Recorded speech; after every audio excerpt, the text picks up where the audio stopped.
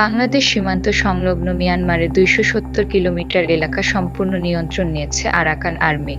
রবিবার ৮ ডিসেম্বর বাংলাদেশ সীমান্তবর্তী মিয়ানমারের মংডু শহর দখলের দাবি করেছে দেশটির সশস্ত্র বিদ্রোহী গোষ্ঠীটি।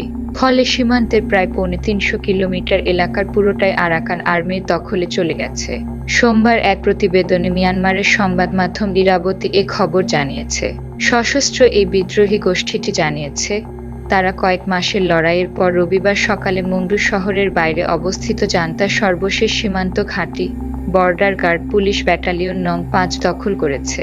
সোমবার রাখাইন মিডিয়া জানায়, মংডু যুদ্ধের পর সামরিক অপারেশন কমান্ড ১৫ এর কমান্ডার ব্রিগেডিয়ার জেনারেল থুরেন টুন এবং প্রায় ৮০ জন রোহিঙ্গা বিদ্রোহী সহ জান্তা বাহিনীর সদস্যদের আটক করেছে আরাকান আর্মি। মে মাসের শেষ দিকে মংডু আক্রমণ শুরু করেছিল আরাকান আর্মি। পুরো শহর নিজেদের দখলে নিতে তাদের ৬ মাস সময় লেগেছে। আরাকান আর্মির দাবি, তারা মিয়ানমারের বাংলাদেশ সীমান্তবর্তী ৩টি শহরের সম্পূর্ণ নিয়ন্ত্রণে নিয়েছে।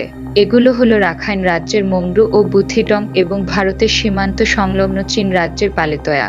রাখাইনের পরিস্থিতি পর্যবেক্ষণকারী একজন সামরিক বিশ্লেষক বলেছেন, বাংলাদেশের সঙ্গে বাণিজ্য পুনরুদ্ধার রাখাইন রাজ্যে বসবাসকারী মানুষের দুর্দশা লাঘব করতে সহায়ক হবে। জাতিসংঘ গত মাসে জানিয়েছিল যে রাখাইনের ২০ লাখ মানুষ দুর্ভিক্ষের সম্মুখীন হতে পারে।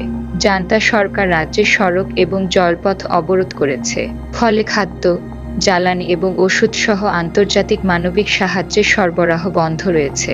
বিশ্লেষক আরও বলেছেন, রাখাইন রাজ্যে জটিল রোহিঙ্গা সমস্যার সমাধান করতে হলে বাংলাদেশের সরকারকে আরাকান আর্মির সঙ্গে অর্থবহ আলোচনায় বসতে হবে, কারণ তারা এখন দক্ষিণ রাখাইনের গওয়া, তাওঙ্গুক এবং আনো শহরের দখল নেওয়ার জন্য লড়াই করছে। এরই মধ্যে আনো শহরের বেশিরভাগ অংশ এবং ৩০টিরও বেশি জান্তা ঘাঁটি ও অবস্থান দখল করেছে তারা।